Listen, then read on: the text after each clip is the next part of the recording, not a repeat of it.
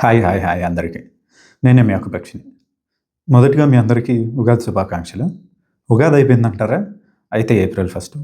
April 1 కూడా అయిపోయిందంటారా? అయితే ఆ తర్వాత ఏ పండుగొస్తే ఆ పండగకి శుభాకాంక్షలు మీకు చెప్తూ, మీరు నాకు శుభాకాంక్షలు చెప్పారనుకుంటూ శుభాకాంక్షలు మీకు మళ్ళీ చెప్తున్నాను. సో ఈ వీడియో ఎందుకంటే అసలు తీసుకొని సావండ్రా రే ఇండిపెండెన్స్ పోండి పోండి అని బ్రిటిష్ వాళ్ళు వదిలేసిపోతే ఉండండిరా గొర్రెలరా ఉండండి అని చెప్పి సడన్గా మన రాజకీయ నాయకులు ఎంట్రీ ఇచ్చినట్టు యూట్యూబ్ ఛానల్ ఓపెన్ చేశా అని చెప్పి నేను షాక్ ఇద్దాం అనుకుంటే ఆకుపక్షి ఏందిరా అని చెప్పి జనాలు నాకు షాక్ ఇచ్చారు. సో నన్ను అడిగిన క్వశ్చన్ ఏందిరా అంటే ఆకుపక్షి అంటే అందరూ జనాలు అదేందో పిచ్చుకలు పట్టుకునేదో జాగ్రఫీనో నేషనల్ జాగ్రఫీనో ఏదేదో అనుకుంటున్నారు, కానీ నేను దాంట్లో ఒక పార్ట్ అనే సంగతి మర్చిపోయారు జనాలు. ఆ క్లారిఫికేషన్ ఇవ్వడం కోసమే ఈ వీడియో.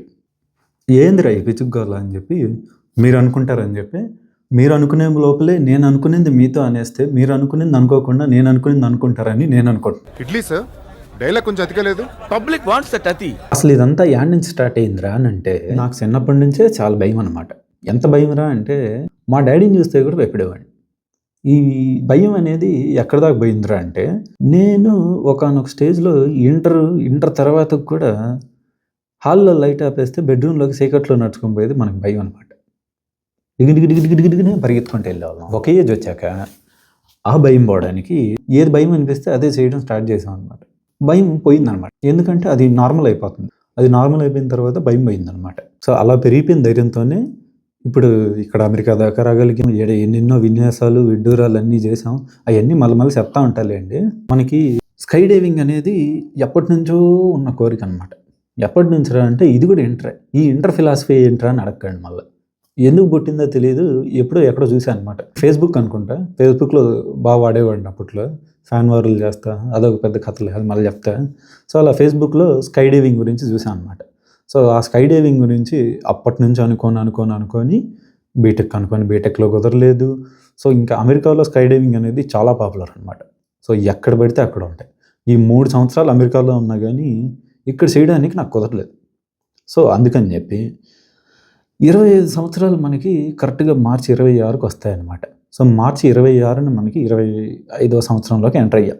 సో 25 సంవత్సరాల దాకా పేకంది కనీసం ఇంకైనా పేకాలని చెప్పి నాకు నేనే బర్త్డే గిఫ్ట్ ఇచ్చుకున్నట్టు నేనే స్కై డైవింగ్కి ఖర్చు పెట్టుకొని దూకాను. సో పైన నుంచి కిందకి దూకేటప్పుడు మన మామ ఏరోప్లేన్లో ఎక్కిస్తాడు కదా, ఎక్కించినప్పుడు సగం దూరం షటర్ కూడా మిగిలా. సో కొద్దిగా ఇలా బెండ్ అయితే కింద ఉంటాం అన్నమాట. సో అంత కింద పడతామన్నప్పుడే మనం జంకల. సో వాడు పిలిచి కెమెరా ఆన్ చేస్తున్నాను, హాయ్ చెప్పు కెమెరాకి అని అన్నాడు. సో కెమెరాకి హాయ్ చెప్పేటప్పుడు ఎందుకో తెలియని సిగ్గు భయం అనేది మళ్ళీ స్టార్ట్ అయింది. సో ఆ రోజు ఆ పైనుంచి దూకేటప్పుడు అనిపించింది మనకి, ఓరి నీ అమ్మ నీకు పైనుంచి దూకుతాన్నా కూడా భయం రావట్లేదే, నీకు కెమెరా అంటే ఎందుకు అంత భయం అని చెప్పి. సో అక్కడ పుట్టిన ఆలోచనే ఇక్కడ దాకా వచ్చామన్నమాట. మన ఈ కెమెరా భయం పోవాలంటే ఫస్ట్ చేయాల్సిన పని రోజు కెమెరాని ఫేస్ చేయడమో, లేదా ఫ్రీక్వెంట్గా కెమెరాని ఫేస్ చేయడమో, లేదా మోర్ ఆఫన్గా కెమెరాని ఫేస్ చేయడమో చేయాలి.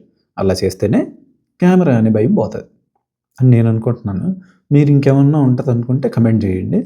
నేను మరీ మిగతా వాళ్ళలాగా మీ అమ్మ నచ్చితే కమెంట్ చేయండి, మీ ఇంట్లో దూడ ఇంతే కమెంట్ చేయండి అని నేను చెప్పను. సో కాబట్టి కమెంట్ చేయి.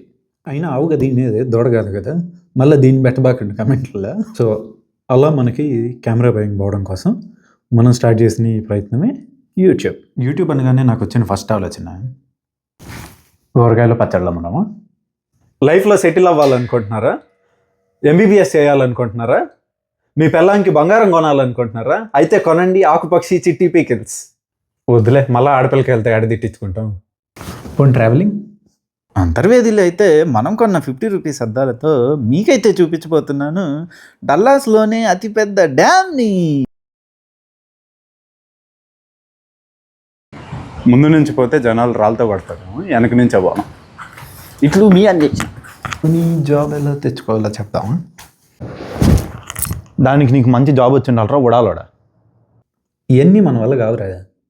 అందుకే మనకంటూ ఒక స్కిల్ ఉంది, అదే ఓవర్ థింకింగ్. ఏది ఓవర్ థింకింగ్ కూడా ఒక స్కిల్ అంటారు. అవును, నేను అనుకున్నా కాబట్టి మీరు అనుకున్నా అనుకోకపోయినా అది స్కిల్. సో నాకున్న ఓవర్ థింకింగ్తో జరిగే సిచ్యువేషన్స్ని, జరగబోయే సిచ్యువేషన్స్ని, జరుగుతున్న సిచ్యువేషన్స్ని అనలైజ్ చేసి వాటి వల్ల వచ్చే సైడ్ ఎఫెక్ట్స్ కానీ, వాటి వల్ల వచ్చే ఇబ్బందులు కానీ, వాటి వల్ల రాబోయే ఇబ్బందులు కానీ చెప్పడమే నా పని. అండ్ మనకున్న ఇంకో మెయిన్ స్కిల్ ఏంట్రా అంటే అప్పుడప్పుడు ఆళ్ళు ఈళ్ళు అన్న సర్కాజం అంట. సో ఆ సర్కాజంతో నేను చేసిన ఈ అనాలిసిస్ని, నేను ప్రిడిక్ట్ చేసే థింగ్స్ని చెప్పడమే మన కంటెంట్ అనమాట. అసలు ఇట్లాంటి కంటెంట్లకి పేరు కూడా దొరుకుతుందా? అసలు మనకి ఇంకా కొత్త పేరే దొరకదా?